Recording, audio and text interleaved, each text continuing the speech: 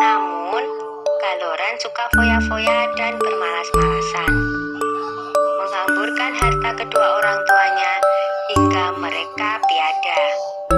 Maka habislah harta bendanya. Seorang wanita kaya raya menjadikannya suami. Wanita itu memiliki seorang anak perempuan yang rajin dan pandai menenun bernama Jambean. Jambean yang rajin bekerja itu sering menasehati ayah tirinya agar tidak bermalas-malasan saja. Nasihat itu justru membuat Keloran muka.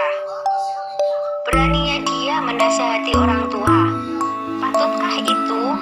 Keloran marah. Ibu Jambean berusaha membela Jambean. Tetapi apa daya, sekarang engkau harus memilih, aku atau anakmu, ancam Keloran. Hati ibu Jambean sangat sedih mendengar perkataan Keloran. Dia menangis siang malam karena bingung. Suatu hari dia memanggil anaknya. Jambean anakku, kemarilah nak, serunya lirih. Jambean langsung menghampiri ibunya yang tengah bersedih. Mengapa emak bersedih saja? Tanyanya dengan iba. Maka diceritakanlah rencana Keloran yang berniat mengusir Jambean dari rumah. Dengan sedih, Jambean pun berkata, "Sudahlah mak, jangan bersedih, biar aku yang mengalah. Yang benar nanti akhirnya akan bahagia mak," kata Jambean meyakinkan ibunya. "Aku akan pergi melewati jalan ke Bandungan." Dengan sesak tangis sang ibu mengangguk. Di malam yang gelap dan hujan lebat itu, Jambean pergi meninggalkan rumah. Tak berapa lama kemudian berusaha mencari, tapi tak bisa menemukannya.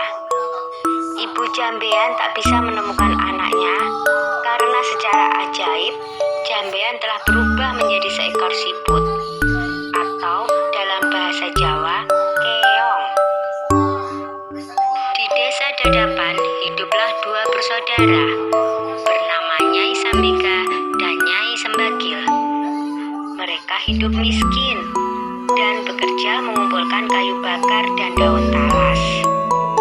Suatu hari, keduanya pergi ke bendungan untuk mencari daun talas. Tiba-tiba mereka terpana melihat keong berwarna keemasan di atas batu.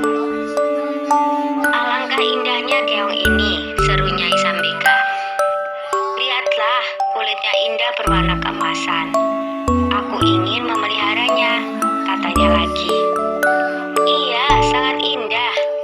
Kita bawa pulang saja dia," saut Nyai Sembadil. Maka dipunguttnyalah keong tersebut untuk dibawa pulang. Mereka meletakkannya di dalam tempayan tanah liat di dapur rumah. Semenjak itu, kehidupan mereka berubah. Terutama setiap pulang dari bekerja, di dapur selalu tersedia lauk dan rumah berubah menjadi rapi dan bersih. Nyai Sambika dan Nyai Sembadil merasa heran dengan keadaan itu. Mereka berencana untuk mencari tahu siapakah yang melakukan semua itu. Suatu hari, seperti biasa, mereka berangkat kerja. Tetapi sebenarnya mereka hanya berpura-pura pergi. Setelah agak jauh dari rumah, mereka kembali menyelinap ke belakang rumah menuju dapur. Dari dapur terdengar suara seorang sedang memasak.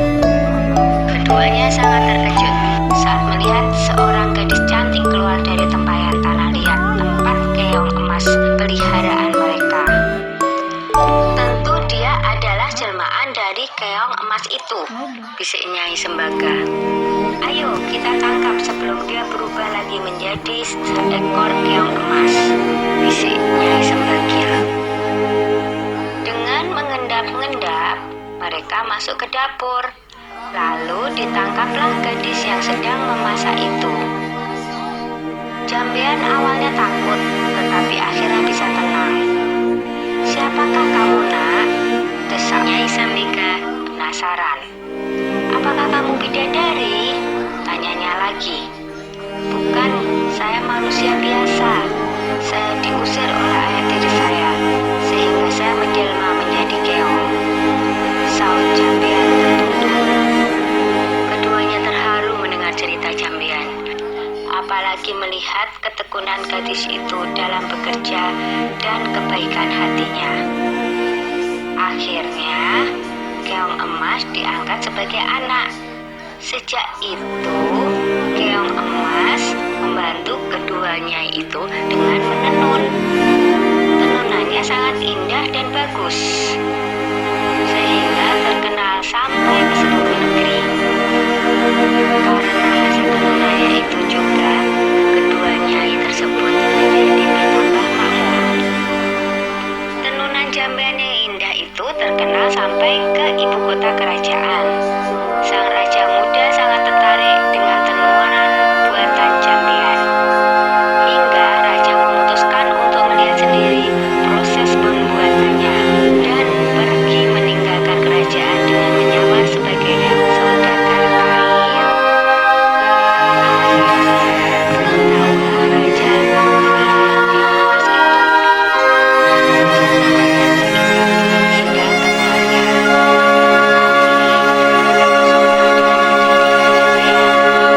raja